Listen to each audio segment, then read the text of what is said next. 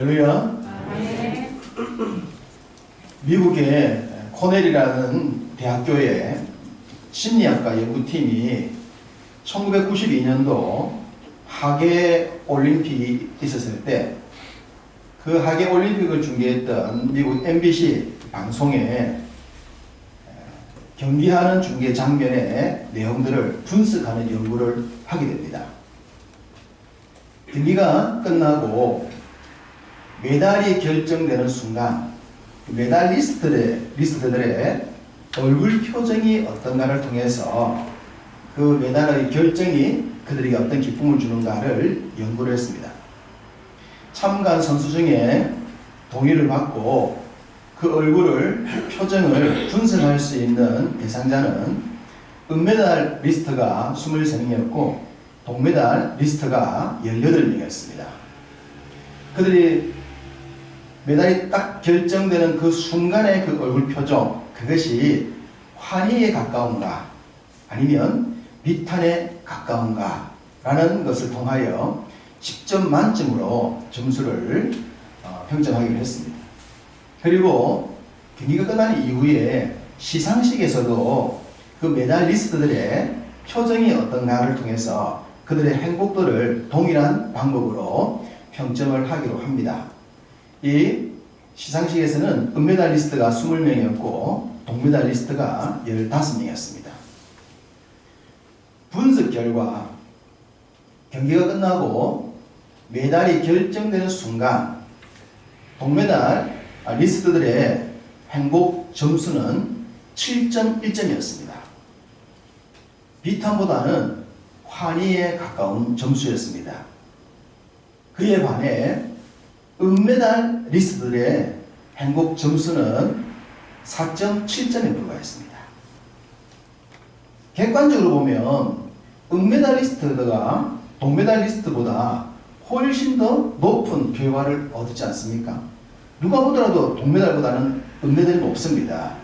그런데 개인적인 행복의 감정 치수로는 은메달 리스트보다 동메달 리스트가 높았다는 겁니다.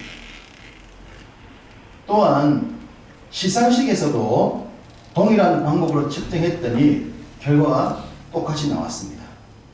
시상식엔 은메달 리스트 20명, 동메달 리스트 15명을 대상으로 동일하게 그들의 표정 그리고 인터뷰 때 말의 내용 그 모든 가지고 분석을 했더니 동메달리스트들은 5.7점이 나왔고 은메달리스트는 4.3이 나왔습니다.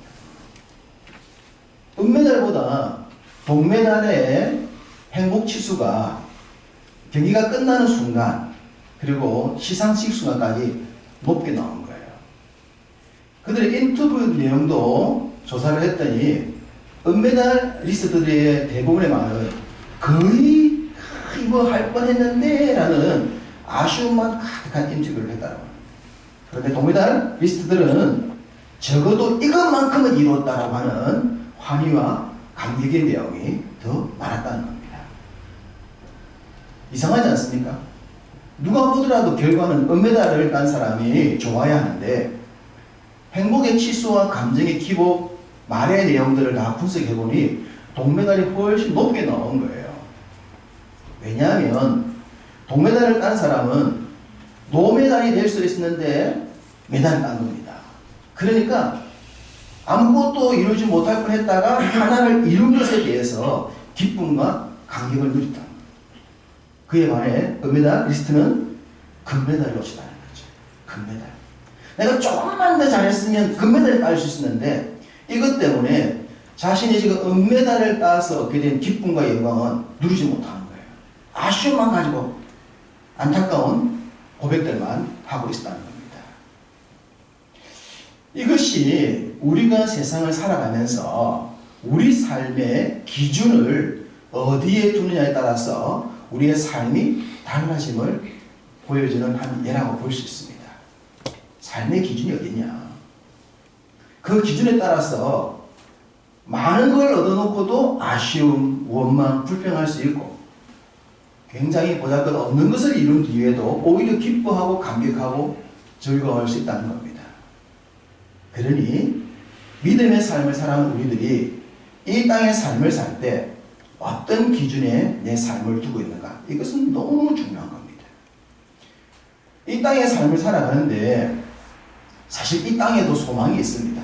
땅의 일도 소망이 있죠. 땅에서 열심히 일하고 땅에서 얻은 것이 우리에게 주는 기쁨도 있고 소망도 있습니다.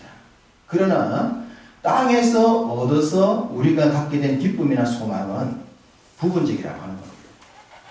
잠깐이요, 조금인 겁니다. 이전에도 말씀을 드렸듯이 육체의 훈련은 약간의 유익이 있다. 경건의 훈련은 범사에 유익하지만 육체의 훈련은 약간의 유익이 있다고 하신 말씀처럼 우리가 이 땅의 삶을 살면서 육체와 관계된 땅과 관계된 것이 주는 기쁨은 잠깐이요, 조금이라는 겁니다. 예를 들어서 은메달 리스트가 금메달을 땄다고 생각해 봅시다. 그렇다면 그 순간은 좋았을 겁니다. 그런데 그 순간에 만족하겠습니까? 그 이후에 또 다른 경기에 메달에 도전했을 것이고 그 경기에서 목적을 이루지 못했다면 그 이후의 삶은 또 심각한 불안을 가져오지 않았겠습니까? 그리고 그 금메달이 주는 평생의 삶에 있어서 주는 유익은 그렇게 영원하지 않다는 겁니다. 순간은 좋아할 수 있습니다. 그러나 그 순간이 영혼과 관계가 되지는 않는다는 겁니다. 그래서 성경은 우리에게 우리의 삶이 무엇인가와 비교했을 때, 누군가도 비교했을 때에 내 삶이 절대적으로 위축되거나 낙심되거나 낙담되거나 불안해지거나 원망 불평이 나오지 아니하고 그 비교의 현장에서도 감사할 수 있고 기뻐할 수 있고 만족할 수 있는 삶을 살아야 한다라고 말씀하시는 겁니다. 그래야 우리 삶이 안 비참해지는 거예요. 우리 요즘 세상이 여러모로 안 좋아도 이런 세상 속에 살면서도 우리가 늘 기뻐할 수 있고 만족할 수 있는 삶을 살 수 있는 비결을 성경이 말씀하고 있습니다. 오늘 본문 내용이 바로 그러합니다. 오늘 본문 7절을 보십시다. 7절을 함께 읽습니다. 우리로 그의 은혜를 힘입어 의롭다 하심을 얻어 영생의 소망을 따라 상속자가 되게 하려 하심이라. 할렐루야. 간간히 살아가다 보면 이런 뉴스를 듣습니다.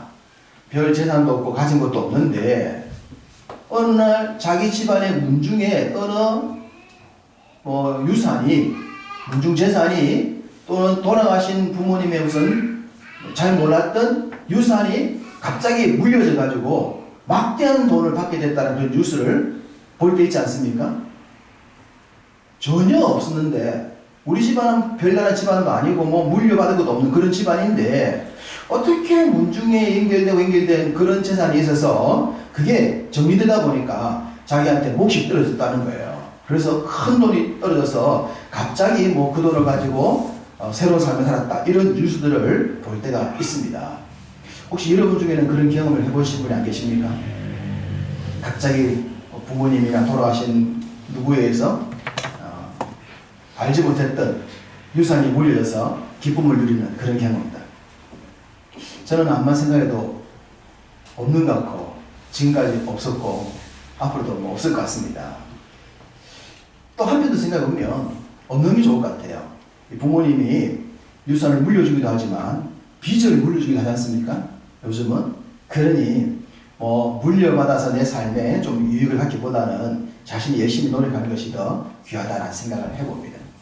어쨌든 우리가 이 땅의 삶을 살 때 무엇인가 좀 누군가로부터 얻게 되어지면 참 좋겠다라는 생각이 들 때가 있는데 성경이 우리에게 상속에 대한 얘기를 하십니다. 상속. 너희들도 상속자야 라고 말씀하시는 거예요. 무슨 상속자입니까? 영생의 상속자야. 이게 땅에서 누릴 수 있는 상속과 개념이 다른 겁니다. 사람들이 이 땅에 살 때 만족도라는 것이 있죠.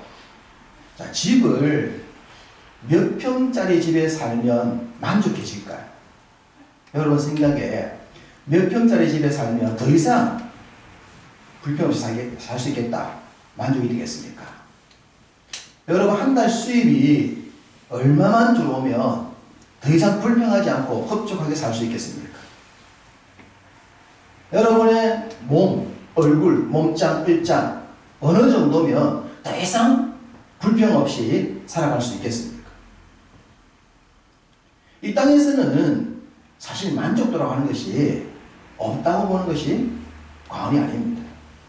이루고 보면 허망하죠. 야, 이거 이루려고 그렇게 고생했네. 그렇게 내가 애를 썼네.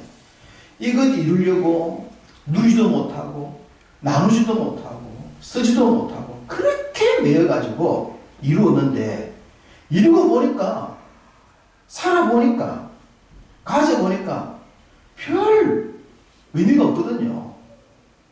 야, 이걸 위해서 내가 평생 달려왔냐? 이게 내 인생의 전체 목표야? 라는 생각을 하게 되지 않습니까? 땅에서 가지고 있다가 땅에서 물려줄 수 있는 것은 다 한계점이 있습니다. 그런데 성경은 우리에게 영생의 상속에 대한 말씀을 주고 있습니다. 영생, 영원한 생. 오늘 말씀이 주고 있지 않습니까? 이 영생에 대한 상속자라는 확신을 갖게 되어지면 이 땅에 대한 삶은 연연치 않게 되는 거예요. 왜?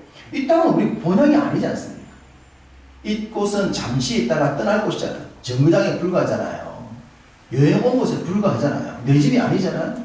그러니 이 땅은 내 삶의 전부가 아니라는 생각을 갖게 되어지면 연연치 않는 거예요. 조금 많이 누리는 것과 적게 누리는 것 밖에 차이가 없지. 그것 때문에 비참해지거나 그것 때문에 더 행복해지는 건 아니란 얘기입니다. 오히려 영생에 대한 확신을 갖게 됨으로 말미암아 소망이 생기는 거죠.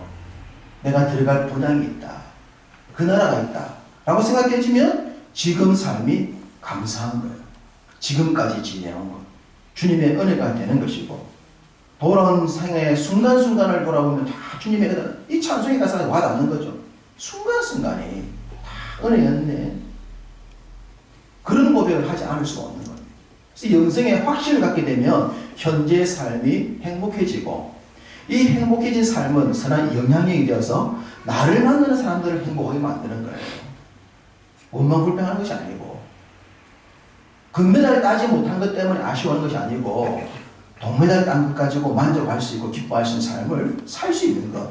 적게 가졌고 부족한 삶이 있어도 원망불평이 아니라 감사할 수 있는 것은 영생에 대한 소망이 있어야 하는 겁니다. 현재 여러분의 삶에 어려움이 있어서 좀 지치고 낙심되고 하는 분이 있을 수가 있는데 이럴 때 우리는 우리의 신앙을 재점검해야 됩니다. 나는 영생에 대한 소망이 확실한가? 나는 영생의 확실한 상속자에 대한 확신이 있는가? 그 부분을 점검함으로 말미암아 이 땅의 삶은 잠시인데 잠깐 지나가는데 얼마든지 이겨낼 수 있다. 견딜 수 있다. 그리고 쉽게 지나간다. 라는 생각을 갖게 만들 것입니다. 그래서 현실은 어려워도 우리의 심령은 어렵지 아니하고 우리 영혼은 피폐해지지 않는 삶을 살게 될 것입니다. 사람들은 이런 말을 합니다. 세상엔 공짜가 없다. 그렇죠. 공짜가 되겠습니까? 다 대가를 치루어야 무언가 결과를 가져옵니다. 그런데 하나님이 우리에게 영생의 소망에 대해서 하시는 말씀도 진짜 그러한가 생각해 봅시다. 영생의 소망, 영생의 상속자. 만약에 그 대가가 있어야만 공짜가 아니라는 원리에 따라서 영생의 소망을 갖기 위해서 우리가 투자를 하거나 무언가 노력을 해야 된다면 얼마를 투자해야 되며 얼마나 노력을 해야 될 것인가 그 부분에 대한 말씀입니다. 자, 오늘 본문 5절입니다. 5절을 보시죠. 5절을 보시면 우리를 구원하시되 우리의 행한 바 의로운 행위로 말미암지 아니하고 오직 그의 긍휼하심을 따라 중생의 시선과 성령의 새롭게 하심으로 하셨나니 라고 했습니다. 자, 중요한 문구가 뭡니까? 우리의 행한 바 의로운 행위로 하지 않았다. 우리의 노력, 우리의 애씀, 우리의 수고로 영생이 주어지는 것이 아니다. 라는 말씀입니다. 그렇다면 공짜란 말입니까? 영생의 축복이 공짜입니까? 여러분들이 수고해서 우리가 수고해서 얻을 것이 아니라고 그랬단 말이에요. 여러분의 헌금을 얼마큼 해야지, 교회를 얼마만큼 섬겨야지 주어지는 것이 아니란 말입니다. 그러면 공짜가 됩니까? 공짜가 맞습니까? 공짜? 맞습니다. 공짜가 없는 세상에서 공짜라 그러니까 또 가짜 같아요. 근데 공짜가 맞습니다만 끝에 필요한 것이 무엇인지를 말씀을 통해서 기억을 해야 됩니다. 사람들은 자신이 행하는 행위에 대해서는 언제나 정당성을 부여합니다. 타당성을 부여하고 다 이유를 갖다 붙입니다.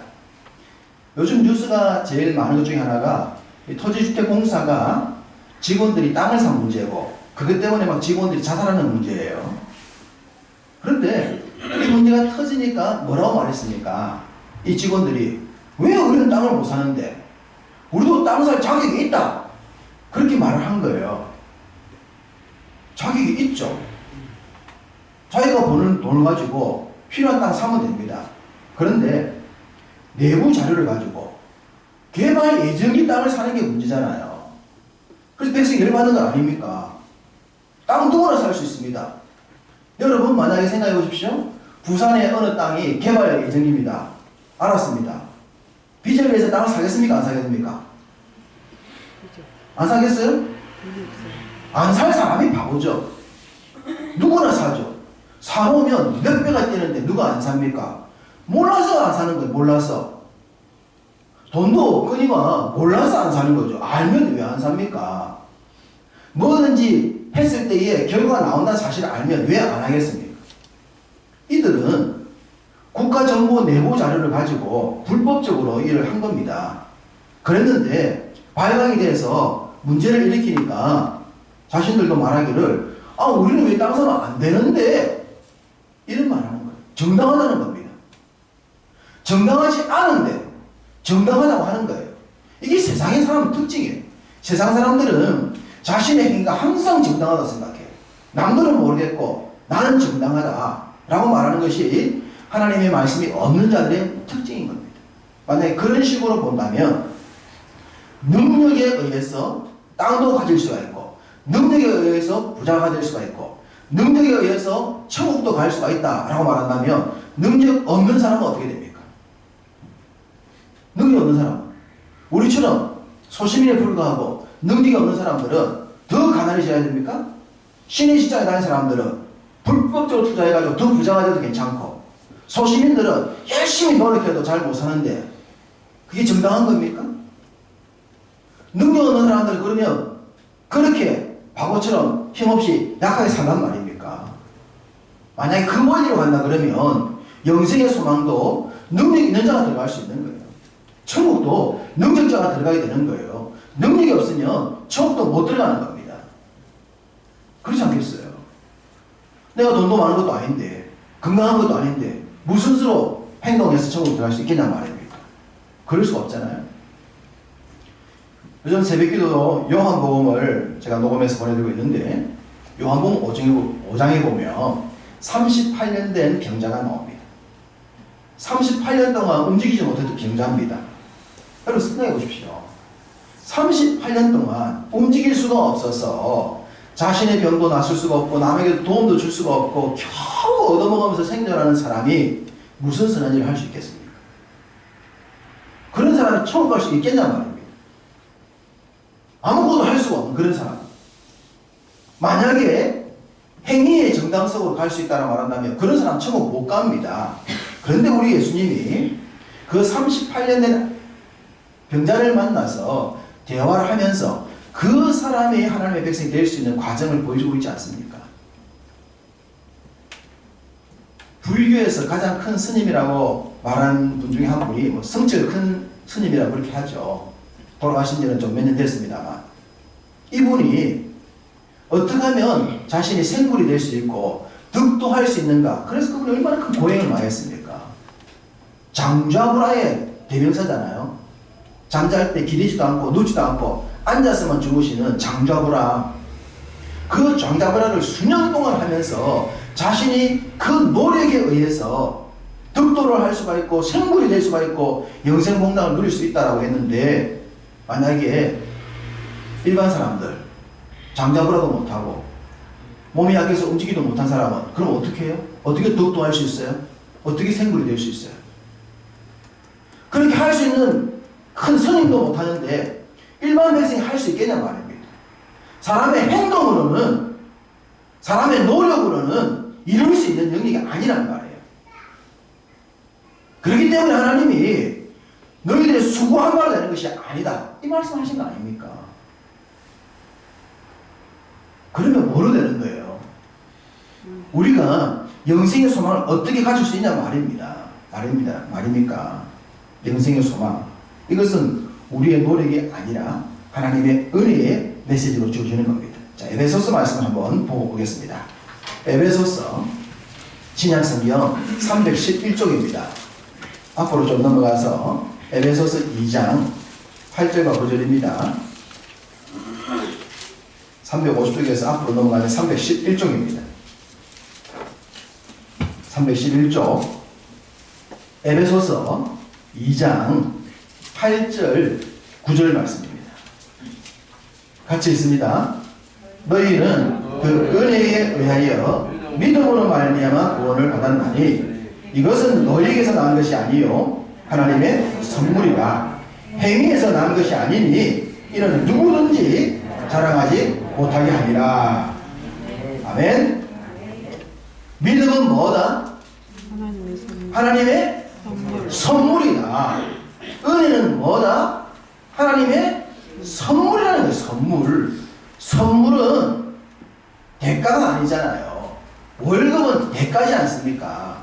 내가 일한 만큼 받는 게 월급이요 알바의 싹이지 않습니까? 그런데 일한 것도 없는데 받는 것, 한 것도 없는데 받는 게 그게 은혜예요. 하나님이 우리에게 믿음의 선물을 주셨는데 이것이 우리에게 주어진 선물이라고 하는 거예요. 믿음은 뭐다? 선물이다. 은혜로 인하여 주어진 것이 믿음인데 그게 선물이라는 겁니다. 선물은 감사히 받으면 됩니다. 선물을 주는데 거기서 동계산하면 되겠습니까? 선물을 주는데 지갑 꺼내가지고 얼마인데? 이거 얼마짜리인데? 그 자리에서 핸드폰 꺼내가지고 이거 얼마짜리네 검색해서 돈 넣어주면 됩니까? 선물은 아니죠. 선물은 거저 주어지는 바 은혜로 주어지는 겁니다. 우리에게 믿음을 주신 거예요. 자, 그러면 말씀드렸듯이 영생에 대한 소망, 영생에 대한 상속자가 되기 위해서는 믿음이 필요하다고 그랬고 그 믿음은 하나님의 선물이라고 그랬어요. 그 선물을 그냥 받은 거예요. 그러니까 이게 공짜입니까? 공짜가 아닙니까? 공짜가 맞습니까? 여러분들이 영생의 소망을 받기 위해서 하나님한테 돈 좀 냈습니까? 적금 좀 들었습니까? 앞으로 내야 됩니까? 아닙니다. 무엇으로 간다? 믿음으로 간다. 믿음으로 간다. 그 믿음은 하나님의 선물이다. 그러니까 그 선물은 여러분들이 가슴에 잘 간직하고 그 선물을 지켜야 하는 거예요. 자, 서두에 제가 공짜에 대한 말씀 드렸는데 영생의 소망은 물론 공짜로 주어지는 거예요. 믿음의 은혜도 공짜로 주어졌어요. 그러나 우리가 해야 될 한 가지 일이 있습니다. 그게 뭡니까? 믿음을 받고 믿음을 지켜야 하는 거예요. 그것은 우리의 몫이에요. 하나님의 선물을 주는데 감사합니다라고 받는 것은 나의 행위고 그걸 받아서 간직하면서 누리고 사는 것은 나의 일이란 말입니다. 내가 결정해야 될 일이에요. 우리가 해야 될 일은 뭘 하면 된다? 주신 선물을 받아서 간직하고 누리면 된다. 할렐루야. 하나님, 이 선물을 다른 사람도 아니고 나에게 주셔서 너무 감사해요. 이 선물을 받고 나서 영생의 소망을 쉬고 영생의 상속자 삼으시고 너무너무 감사해요. 그래서 그 믿음대로 사는 것 아닙니까? 그 믿음이라고 하는 것이 말씀의 가르침을 따라 살아요. 성경에 기록된 내용을 배우면서 그 뜻대로 살아보려고 우리가 완벽하게 못 살지만 늘 실패하고 넘어지지만 어떻게 하는지 아는 말씀대로 살아보려고 애쓰고 노력하는 믿음의 과정 지키는 것, 그것은 나의 해야 되는 거예요. 이건 그냥 주는 거 아니에요. 이건 내가 해야 돼요. 성경이 우리에게 행위를 물어볼 때는 이걸 물어보는 겁니다. 내가 너한테 선물을 줬는데 그 선물 네가 잘 간직했냐? 그 선물을 누리고 있냐? 그 선물을 가지고 결단하고 사는 믿음의 행위는 내가 해야 됩니다. 그것조차도 하나님 갖다 줄 수는 없는 거예요. 그건 공짜가 아니라 우리가 해야 될 우리의 몫입니다. 믿어지십니까? 그래서 왜 열심히 봉사합니까? 왜 열심히 기도합니까? 감사하니까 그러지. 감사하니까. 이 영생의 소망 주셨고 은혜를 주셨고 순간순간 지켜주신 게 감사하니까. 감사하니까 예배하고 감사하니까 섬기고 감사하니까 헌금하고 감사해서 하는 것이지. 대가를 바라고 합니까? 내가 헌금하면 30배, 60배, 100배 준다니까 그래서 하는 겁니까? 내가 열심히 봉사하면 더 준다 하는 겁니까? 그래서 한다 그러면 행위가 되는 거예요. 행위를 한 사람들은 자랑하는 거죠. 내가 이만큼 했는데, 내가 이만큼 봉사했는데 다 자랑이 있는 거지만 에베소서 말씀대로 자랑할 것이 없는 거예요. 왜? 선물이었으니까. 엄청난 선물이었으니까 그 선물에 감사하여 믿음 생활하는 것이지 자랑할 건 없단 말이에요. 그러면 마지막 한 가지. 믿음은 어떻게 생기느냐. 믿음의 선물을 준다고 그랬는데 그럼 믿음은 어떻게 해서 내가 지금 믿음을 가지고 있지? 내가 믿음 선물 받았지? 어떻게 아냐라고 하는 거예요. 믿음은 어떻게 받는 거냐. 성경을 한 구절 봅니다. 로마서 10장입니다. 로마서 10장. 앞으로 넘어가면 254쪽입니다. 로마서 10장 17절 254쪽에 있습니다. 로마서 10장 17절 말씀 같이 읽습니다. 그러므로 믿음은 들음에서 나며 들음은 그리스도의 말씀으로 말미암느니라. 할렐루야. 믿음은 어떻게 생긴다? 들으면서 한다. 무엇을 듣는다? 말씀을 듣는 거예요. 어느 날 교회를 전혀 안 다녔는데 전도를 받은 거예요. 예수 믿으면 천국 간다. 뭐 이런 얘기를 들은 겁니다. 교회 다니면 복 받는다. 이런 말을 들은 거예요. 성경 말씀을 들은 거예요. 그런데 그 들은 말씀을 보통 사람들은 택도 없는 소리 하지 말라는 무슨 바보가 그런 식으로 반응하는데 나는 그 말을 듣고 나는데 마음에 감동이 있는 거예요. 천국을 그렇게 갈 수 있는 건가? 예수님 믿으면 갈 수 있다고? 교회를 다니면 갈 수 있다고? 왜 그렇지? 들음이 내게 남아버린 거예요. 들렸는데 믿음이 생긴 거예요. 오늘 갑자기 작은 믿음이 교회를 다녀야 하는가 봐, 말씀을 들어야 하는가 봐, 배워야 하는가 봐. 이게 믿음이 시작인 거예요. 이게 아무나에게 주어진 은혜는 아니란 말입니다. 어떤 사람도 100번 전도해도 그 사람에게 믿음이 안 생겨요. 우리가 청 얘기를 100번도 안 생겨. 그런데 몇 번 안 들었는데도 이상하게 내게 믿음이 생겨서 교회를 안 가면 안 될 것 같은 그런 마음들이 생기는 사람들의 경험들. 이게 누구의 얘기냐? 우리의 얘기 아닙니까? 여러분들 얘기 아닙니까? 우리 얘기예요. 그렇게 우리가 믿음을 받게 된 거예요. 저는 말씀드렸듯이 안 믿는 집안에서 하나님 모르는 게 제사하는 집안 아이였는데 저희 아버지가 늘 그러셨거든요. 하나님은 없어. 사람이 죽으면 하늘이야. 이렇게 저한테 어릴 때 가르치셨어요. 그저 하나님이 없다라고 믿었어요. 어릴 때부터. 그래서 우리 아버지가 장손을 제사 지내면 제사를 열심히 따라하고 명절이 되면 목욕탕 먼저 따라가서 몸 씻고 제사하고 산소 가면 음식 들고 다니면서 열심히 제사했던 사람입니다. 그렇게 열심히 하나님을 안 믿는 사람으로 살았는데 하나님이 저를 미션 스쿨에 고등학교 기독교 학교를 저 보내신 거예요.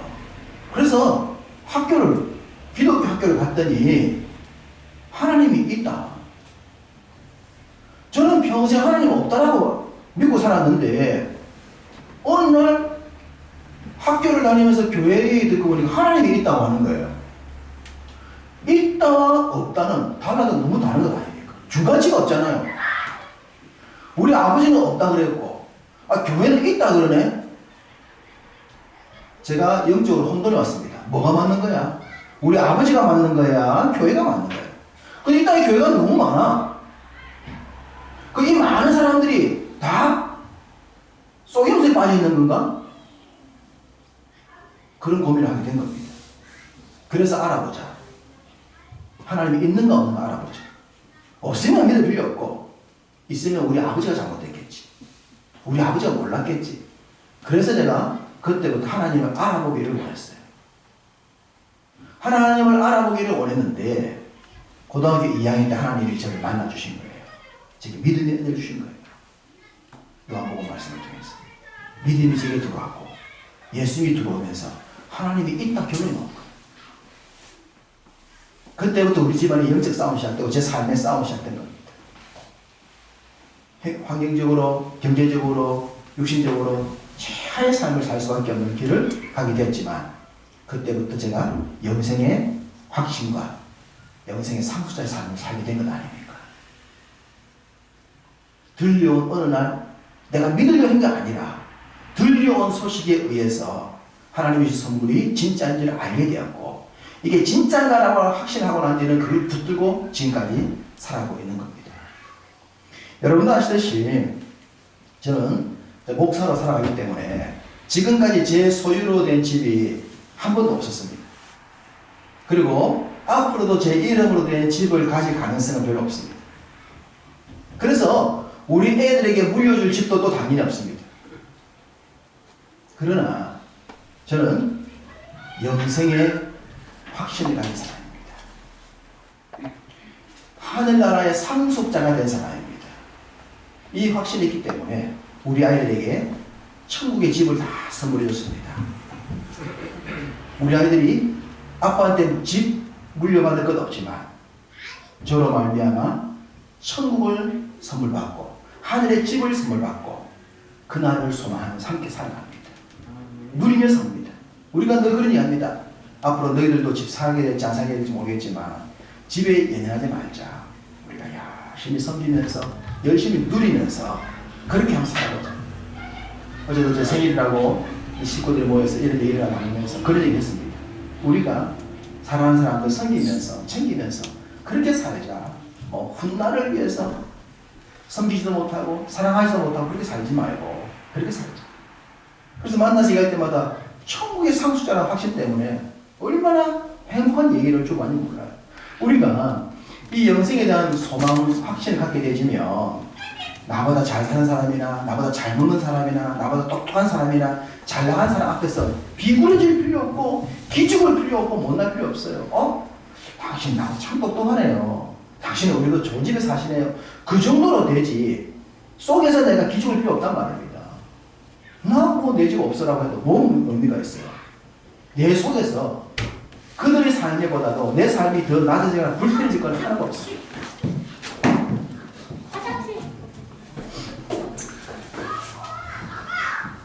하나님이 주시는 만족을 가지고 있으면 영생에 대한 소망과 확신을 가지고 있으면 땅의 삶을 살면서 기죽을 필요 없습니다. 낙심될 필요 없습니다.